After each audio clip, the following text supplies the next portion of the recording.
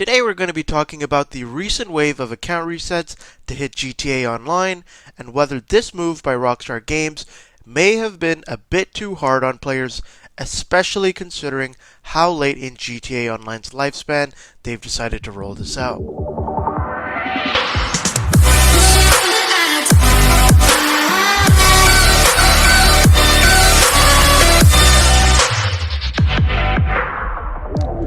So, Rockstar Games' recent decision to account reset almost everybody that abused the recent property garage reselling glitch has definitely brought up some controversy in the GTA community, with a lot of people on different sides of the fence as to whether this was necessary or if Rockstar Games just went way too far with their response to the money glitch.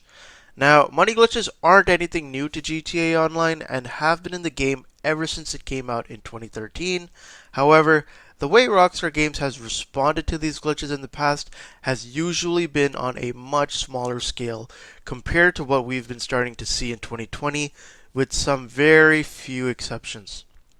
Now, granted that most money glitches to hit GTA Online aren't as OP as the recent one or the casino chip glitch just a few months ago, to see how much people have been account reset by Rockstar Games this year is something pretty new for GTA Online, with not many players being too happy about getting years of progress be wiped by Rockstar Games, especially with the supposed big heist DLC dropping later this year. I know if it happened to me and I had to rebuild and buy back everything in GTA Online after losing years of progress, I would most likely just quit the game until GTA 6 comes out. Now, I've been reading a lot of the comments I've been getting on my last two videos addressing this, and to me it looked like a lot of you had been reset by Rockstar Games, with a lot of you having glitched different amounts of money. And I do have to admit, it does suck to get reset for one glitch you've done when all of the other things you've earned in GTA Online were done legit. The professional actually made a video talking about this as well, and he mentioned the same thing, as having years of work reset is a bit overboard for Rockstar Games to do when it comes to one glitch being abused. And honestly speaking, the fact that these glitches even exist in the game aren't necessarily the players' faults, but misses on Rockstar Games in their QA testing. And in most industries, when a miss this big happens in testing, most times companies will have to swallow their losses and learn the lessons, not punish those that took advantage of their mistakes. But since these are video games, players are at the mercy of Rockstar Games, and it looks like they weren't too happy about losing real money from this glitch. I've also seen some people commenting that the amount of money they've spent in shark cards was given back to them after being reset, but I can't confirm if this has happened to everybody or just some randomly selected people. But if Rockstar Games is doing this, at least you aren't losing the money you've actually spent in real life on the game, as I've seen some of you mentioning that you spent over $500 in shark cards on GTA Online, which is just crazy to me. I personally haven't spent a dollar in shark cards since GTA Online's launch in 2013, and the only money I've given to Rockstar Games is for my 2 copies of GTA 5 on the Xbox 360 and Xbox One. But depending on what exactly GTA 5 looks like on next-gen consoles, I may purchase a third copy, but I don't think I will, especially considering next-gen consoles will have backwards compatibility.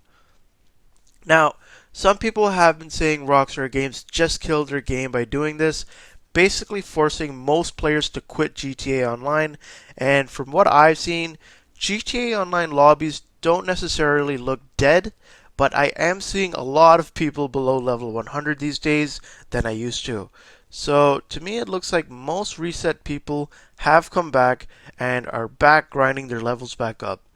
Taking a look at whether this move has hurt Rockstar Games financially, if we look at Take-Two Interactive stock in the past week, we can actually see a small dip from $175 on August 26th down to $170 by the end of August, but slowly picking back up again. Now, there have been a lot of articles coming out regarding GTA Online's recent ban wave, which could have influenced investors to sell some Take-Two stock, dropping the price a bit,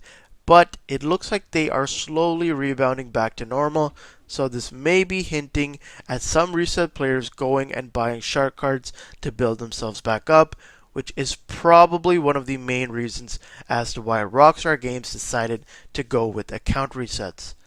Keeping in mind that later this year, GTA Online is to get one of its biggest DLC drops, Rockstar definitely knows that resetting a large amount of players will force people to buy shark cards since nobody wants to grind back up and make their money by the time the DLC drops. And honestly speaking, trying to grind in GTA Online lobbies these days is really not worth the time with how low payouts are for most missions and businesses. If you were to get a real job and make minimum wage, what you'd make in an hour at your real job and using that real money to buy shark cards would beat out almost any money making method you could use in GTA Online trying to make money for 1 hour compared to working a real job. Rockstar Games' choices this year have definitely been surprising to see, and I think if it isn't obvious by now, you should just avoid any money glitches that come to GTA Online this year, as Rockstar Games has shown that they aren't playing around anymore. I'm interested to hear from you guys in the comments though about what you think about Rockstar's decisions here, and whether you think doing these account reset waves is way too far to go for a money glitch and that they should have just done money wipes, or do you think people who did the glitch deserve to get their accounts reset for doing these glitches?